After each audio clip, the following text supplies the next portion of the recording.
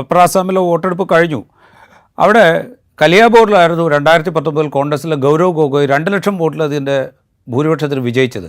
പക്ഷെ മണ്ഡല പുനർനിർണ്ണയം ഉണ്ടായതിനിടയിൽ കലിയാബോറില്ലാതായി പകരം വന്നത് കാസിരംഗയാണ്. ഗൗരവ് ഗൊഗോയ് ജോർഹട്ടിലേക്ക് മാറി.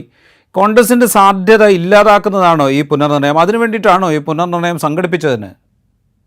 അല്ല, പുനർനിർണ്ണയം ബേസിക്കലി വന്നത് ഈ United Liberation Front of Assam അഥവാ ഉൾഫ എന്ന് പറയുന്ന തീവ്രവാദ സംഘടനയുമായിട്ടുള്ള ഒരു സമാധാന കരാറിന്റെ ഭാഗമായിട്ടാണ് ഈ പുനർനിർണ്ണയം നടന്നത്. പക്ഷെ അതിനെ തങ്ങൾക്ക് അനുകൂലമാക്കി മാറ്റുക എന്നുള്ളൊരു കൃത്യം BJP ചെയ്തിട്ടുണ്ട്.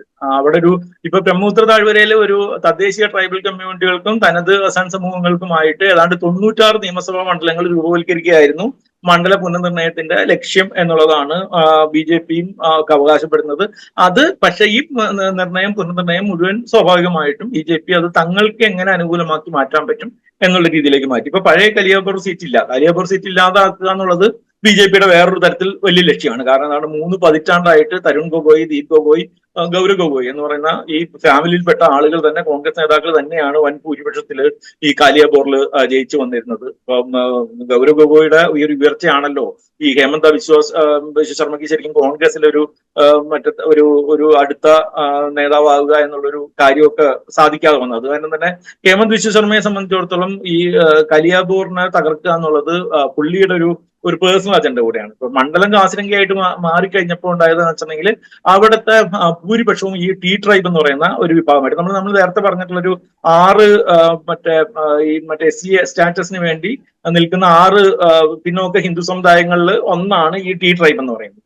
ഈ ട്രൈബിലെ വിഭാഗക്കാർക്കാണ് ഇപ്പൊ കോൺഗ്രസും BJPയും 2 കൂട്ടരും അവിടെ സീറ്റ് നൽകിയിട്ടുള്ളത്. കോൺഗ്രസിയുടെ ഈ റോസലീന ടീർക്ക എന്ന് പറയുന്ന ആളും BJPയുടെ ഖമാക്കിയ പ്രസാദ്, അവർ രണ്ടുപേരും ട്രൈബ് വിഭാഗത്തിൽപ്പെട്ടിട്ടുള്ള ആൾക്കാരാണ്. അവിടെ കുറച്ചു കാലം നമ്മൾ നേരത്തെ ആദ്യം പറഞ്ഞ ഈ വെൽഫെയർ സ്കീമുകൾ തന്നെയാണ് അവര് പ്രധാനമായിട്ട് വരുന്നത്. ഈ കാലിയാബോറിൽ 2 ലക്ഷത്തിന്റെ ഭൂരിപക്ഷത്തിന് ജയിച്ച ഈ ഗൗരവ് ഗൊഗോയ് തൊട്ടടുത്തുള്ള ജോർഹാട്ട് മണ്ഡലത്തിലേക്ക് മാറി. അപ്പൊ തരുൺ ഗൊഗോയുടെ ഒരു മകൻ എന്നുള്ള ഒരു പരിവേഷത്തിൽ നിന്നൊക്കെ അപ്പുറത്തേക്ക് അസമിലൊരു വലിയ ജനകീയ നേതാക്കളുടെ ഒരാളായിട്ട് മാറാനായിട്ട് ഗൗരവ് ഗൊഗോയ്ക്ക് ഈ കാലത്തിന് സാധിച്ചിട്ടുണ്ട്. ലോക്സഭയിൽ കോൺഗ്രസിന്റെ ഉപനേതാവാണ്.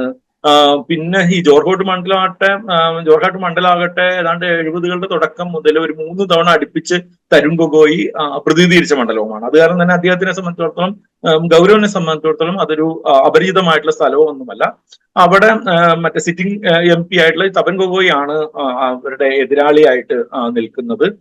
സ്വാഭാവികമായിട്ടും അവിടെ ഈ പറയുന്ന തരുൺ ഗൊഗോയും തപൻ ഗൊഗോയും പെടുന്ന, ഗൗരവ് ഗൊഗോയും ഒക്കെ പെടുന്ന ഈ ബോഹോം എന്ന് പറയുന്ന ഒരു സമൂഹമുണ്ട്. ആ സമൂഹമാണ് ഇവിടുത്തെ ജനസംഖ്യയുടെ ഏതാണ്ട് ഒരു 30%, ഒരു 15 ലക്ഷത്തോളം വോട്ടർമാരാണ് മണ്ഡലത്തിലുള്ളതെന്നാണ് വിചാരിക്കുന്നത്. അതിൽ 30% ഈ ബോഹോം കമ്മ്യൂണിറ്റി തന്നെയാണ്. ഈ ബോഹോമിന്റെ ഒരു ജനറൽ ആയിട്ടുള്ള ഭയങ്കര പ്രശസ്തനായിട്ടുള്ള ഒരു ലച്ചിത് ഫൂർക്ക എന്ന് പറയുന്ന ഒരാളുണ്ടായിരുന്നു. അദ്ദേഹത്തിന്റെ ഏതാണ്ട് 125 അടി ഉയരമുള്ള പ്രതിമ നരേന്ദ്രമോദി ഉദ്ഘാടനം ചെയ്തതാണ്. സ്വാഭാവികമായിട്ട് എല്ലാ പ്രസംഗവേദികളിലും BJP പറയുകയൊക്കെ ചെയ്യുന്നത്. പിന്നെ അവിടെ മണ്ഡലത്തിൽ വളരെ ഭൂരിപക്ഷമുള്ള മിസ്സിംഗ് എന്ന് പറയുന്ന തേങ്കൽ കച്ചാടി എന്ന് പറയുന്ന 2 ട്രൈബൽ കമ്മ്യൂണിറ്റികളുടെ ഇടയിലും, ട്രൈബൽ കമ്മ്യൂണിറ്റി അല്ല, അവർ ഈ ട്രൈബൽ സ്റ്റാറ്റസ് വിചാരിക്കുന്ന കമ്മ്യൂണിറ്റിയാണ്, ഈ 2 കമ്മ്യൂണിറ്റിയുടെ ഇടയിലും BJPക്ക് ഏതാണ്ട് സ്ട്രോങ് ആയിട്ടുള്ളൊരു ഭൂരിപക്ഷം അല്ലെങ്കിൽ അവർക്കൊരു സ്വാധീനമുണ്ട്. പിന്നെ നിയമസഭാ മണ്ഡലത്തിൽ 10 നിയമസഭാ മണ്ഡലമാണ് ജോർഹാട്ടിലുള്ളത്. അതിൽ 7ലും BJP തന്നെയാണ് BJP സഖ്യകക്ഷികളുമായിട്ടാണ് ജയിച്ചിട്ടുള്ളത്. 3-ൽ 2 കോൺഗ്രസിലും 1 സഖ്യകക്ഷിയുമായിട്ട് അവിടെ 3 ഉള്ളത്. പക്ഷെ ഈ കണക്ക് ശരിക്കും പറഞ്ഞാൽ ഗൗരവ് ഗൊഗോയെ സംബന്ധിച്ചിടത്തോളം അത്ര ഒരു ഇതുള്ളതല്ല. കാരണം അതിനപ്പുറത്തേക്ക് ഗൗരവ് ഗൊഗോയ്ക്ക് ആ മണ്ഡലത്തിൽ വലിയ ഒരു സ്വാധീനം ഉണ്ട്. അതുകൊണ്ട് തന്നെയാണ് ഈ ഇലക്ഷന് ശേഷവും അവിടെ വലിയ പ്രചരണം നടത്തിയിരുന്നത്. അതായത് ഗൗരവഗീതിയിലുള്ള പ്രചരണത്തിന് തപൻ ഗൊഗോയ് എന്ന് പറയുന്ന സിറ്റിംഗ് MP ഒന്നുമല്ല, ശരിക്കും മുഴുവനായിട്ട് നിന്ന് പ്രചരണം നടത്തിയിരുന്ന ഒരാള് ഈ ഹേമന്ത് ബിശ്വ ശർമ്മയായിരുന്നു. പുള്ളിയുടെ ഒരു പേഴ്സണൽ അജണ്ടയായിട്ട് ഗൗരവ് ഗൊഗോയെ തോൽപ്പിക്കുക എന്നുള്ളൊരു കാര്യം എടുത്തിരുന്നു. അത് കാരണം തന്നെ ഈ അവിടുത്തെ കോൺഗ്രസിന്റെ സംസ്ഥാന അധ്യക്ഷൻ ഈ ഭൂപേൻ ബോറോ കഴിഞ്ഞ ദിവസം ഇലക്ഷന് ശേഷവും പ്രസ്താവന നടത്തിയിട്ടുണ്ട്. ജോർക്കോട്ടിൽ ഗൗരവ് ജയിച്ചിട്ടുണ്ടെങ്കിൽ മുഖ്യമന്ത്രി സ്ഥാനം രാജിവെക്കാനായിട്ട് ഹേമന്ത ബിശ്വ ശർമ്മ തയ്യാറാകുമോ എന്നുള്ളത്, അഥവാ അവിടെ കോൺഗ്രസ് ആത്മവിശ്വാസത്തിൽ തന്നെയാണ് എന്നുള്ളതാണ് രാജീവ് എനിക്ക് തോന്നുന്നത്.